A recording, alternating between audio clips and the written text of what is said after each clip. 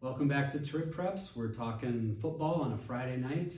Here we just got done with week 4 with Wisconsin. Minnesota gets done with week 2. I'm Todd Sommerfeld, sports editor here. We have Andrew Polk and James Crosse here with me tonight. Just to kind of talk about what we saw in week 4. First, as we always do, we'll go over the scores and I'll just stare at papers and read for a second. We'll start with Aquinas, 57, Altoona 22. Onalaska beats Central 34-0. La Crescent 41-16 over Zumbrota Mazeppa. Baraboo 27-0 over Holman. Vikings still winless this year. Exciting game. Toma gets a, what was the final score? 22-21 win over Sparta. First night of Memorial Field with the field turf tonight. So big night over in Sparta, and Toma ends up winning it in overtime. Reedsburg 30, Logan 15. Over in the Cooley, West Salem beats Arcadia 35-0. GET gets its first win over Black River Falls, 52-28. Westby, 47-15 over Viroqua. Caledonia, 2-0 now, 61-6 win over Lewiston Altura. Onto the Bluffs, Onalaska Luther, 35-8 over Royal. Bangor, 57-0 over Necedah. And then, let's see, we have New Lisbon, 48-6 over Brookwood. Prairie du Chien, 43-0 over Richland Center. So Blackhawks back in the win column there. Blair Taylor gets a 39-0 win over Melrose Mindoro. And Cashton, a 52-0 win over Riverdale. And a non-conference game, another very dominant night for the Eagles there. But we have to get right to the big news of the night, and we'll talk a little bit about that overtime game for Toma and Sparta. But La Crescent gets a win. It's been a long time. They had 2 years off, a winless season before it, a winless season after it. But a big night in La Crescent. Why don't you tell us a little bit about that, James? 4 years, 10 months, 28 days. I think I might have still been a freshman in college at the time. not to add to it, but a huge win for La Crescent Hoka. Maybe not in terms of how it would be big to other teams, like, oh, playoff aspirations, things like that, just to sort of get the monkey off their back. Noah Björk Weiser, okay, I believe is how you pronounce his last name. He was all over the place, and he was someone that really stood out to me for La Crescent. Receiving touchdown, fumble recovery, return for 56 yards. Those were the first 2 touchdowns of the game, and that put them up for good. He also had 2 interceptions, and he got a critical 4th down conversion catch for the Lancers. Really good night for him. Carter Todd also another big one. Carter Todd, he had 6 receptions, 101 yards, 31-yard touchdown catch. Pretty big night for him. He's a guy that their new coach, Terry Donovan, who previously spent 14 years at Cashton. I'm trying to remember. Is it Casson, I think? Casson, yes. Casson Manor, yeah. He spent 14 years there as an offensive coordinator, came in, and this was one of the guys he wanted to make sure that he got back on this team, because as I learned tonight, Carter was originally, skeptical about coming back. Okay. And he actually said he was convinced to come back by Donovan and by the athletic director, and he was big tonight, and he's probably going to be big moving forward for them. Just a big night overall. It felt like a massive game because it was one they knew they could go in and win.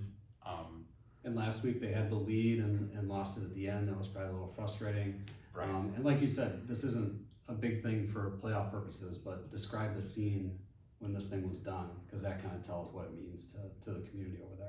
When it's 10 minutes to go and the head coach, Terry Donovan, is saying on the sidelines, like, I want this to be over. Like, I want this to be in the bag and done. Like, it's that the win means a huge deal to them. And Terry Donovan got a Gatorade bath after the game. Well before, I think there were 2 minutes left, fans had made their way down. The student section had made their way down to try and sort of enter the field, and they got to celebrate on the field with all the players afterwards. This was a scene I hadn't seen before. The players all kind of met at midfield for like the post-game sort of like meeting huddle with the coach. All the students were sitting behind them. And it was sort of symbolic of just what the night was, of just how many people came out to support the Lancers on a night when it looked like, they were finally going to have a chance to end that 21 game losing streak after 2 years lost due to low varsity numbers, and last year not having any wins, and it was a big deal to all those guys. Yeah, good big night for Crescent Holka over there. Let's move on to Aquinas. This is a team that 2 weeks prior took them a while to get going. That wasn't quite the case tonight. Tell us a little bit about that one, Andrew. Yeah, not at all. It was near perfect from Aquinas tonight, and they were looking for a 4-quarter performance. They had left some halves out there in the first 3 games of the year, and they were looking for that complete game performance. The message they preached in practice was they want to compete for 5 quarters tonight.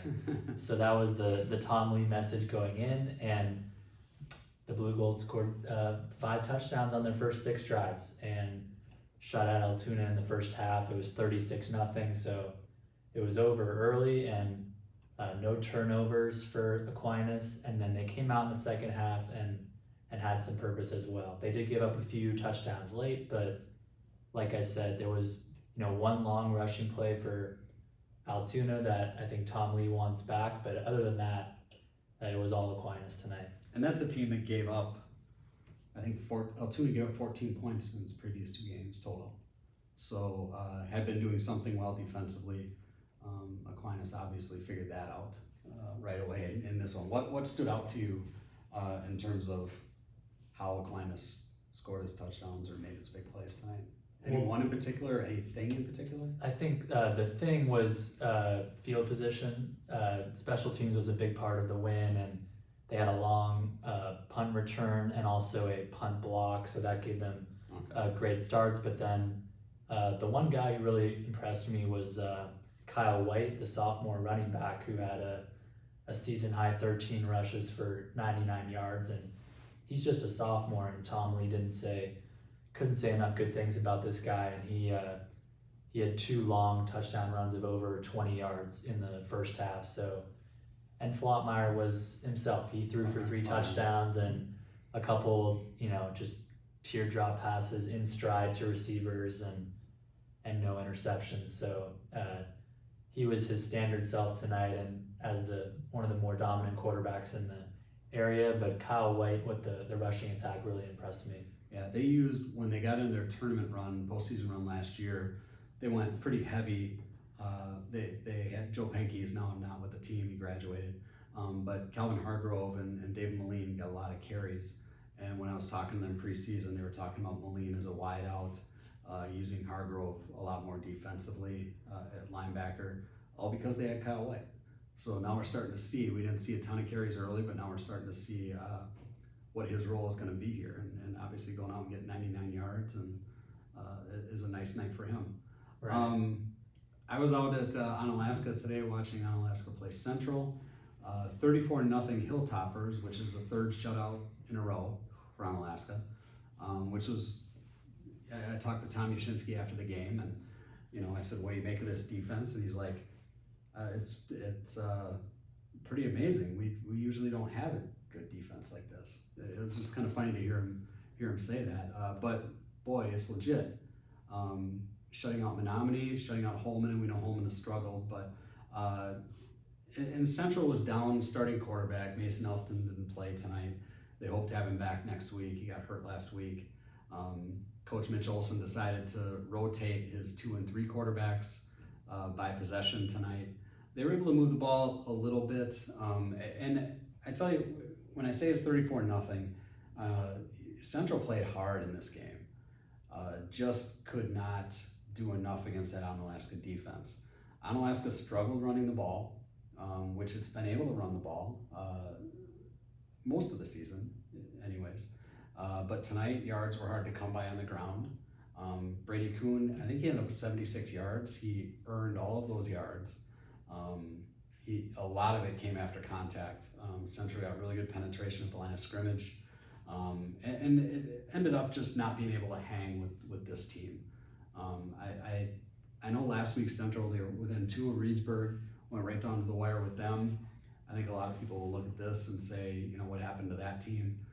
That team, I think, is still here. It just ran into, on a team that's kind of on top of its game right now. I'm a little surprised because I didn't know what kind of a team Onalaska would be this year. I didn't know it would be this dominant of a team, and I don't know if the players or coaches there thought that it would either at this point. But now they're going to go with it and see how far it can take them. But again, very good game played by Onalaska.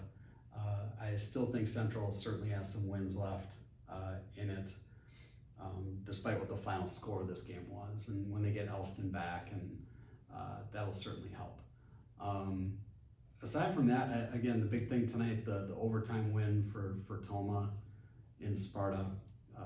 We were talking about a big night for La Crescent, a big night for Sparta to get the new field at Memorial Field out ready to play on. They were hoping to have it ready for the beginning of the season. It wasn't, but they get out there tonight. Toma forced overtime in the fourth quarter. Sparta gets the ball first. Carson Kelsey gets his 10th touchdown of the season, catches a pass from Laufenberg to give them a 7-point lead. They kick the extra point. Toma comes right back with a touchdown. Jacob Ballard, who scored earlier in the game too, gets that touchdown, and they decide to go for 2 in the win, and they get it on Ballard getting the conversion. So he had a couple touchdowns, a couple conversions in this one. So big win for Toma in that game. They had a big win to start the season, then lost a couple in a row. So it's good for them to get back on track there. Other than that, I think the GET game, 1,063 total yards between GET and Black River Falls. That's kind of a big thing. Paul Anderson at GET gets his first win as a coach. And they rushed for 671 yards in this game. And that was all of their yards. They didn't complete a pass. So a big night for them. Caledonia, again, seemed to be on track last week. They scored 47. They came back with 61 tonight. Bangor with another win. So nothing else that jumps out too much other than the stuff we were at. So yeah, I think as the season starts to develop, 4 weeks into the Wisconsin season, you start to see these undefeated teams kind of on collision courses here with Onalaska and Reedsburg. Yeah, a couple weeks away. NBC, and then in the Bluffs, it's looking like another Bangor and Cashin, a huge matchup there. Again, which will likely be 2 undefeated teams. I think those are both the same night. I can't remember for sure. I think they are. But both coming up pretty quick, so games to look forward to as well. But thank you very much for joining us tonight. All of our work goes up on lacrossetribune.com. You can see photos, you can see videos, stories of all the games that we're at. We do highlights highlights after the game, but we tweet highlights during games. You can always look us up on Twitter if you want to see what we're doing on Friday night. But lacrossetribune.com is your portal, and you can see everything we do there, including this. So thank you very much for stopping in and seeing us tonight, and we'll see you again next week.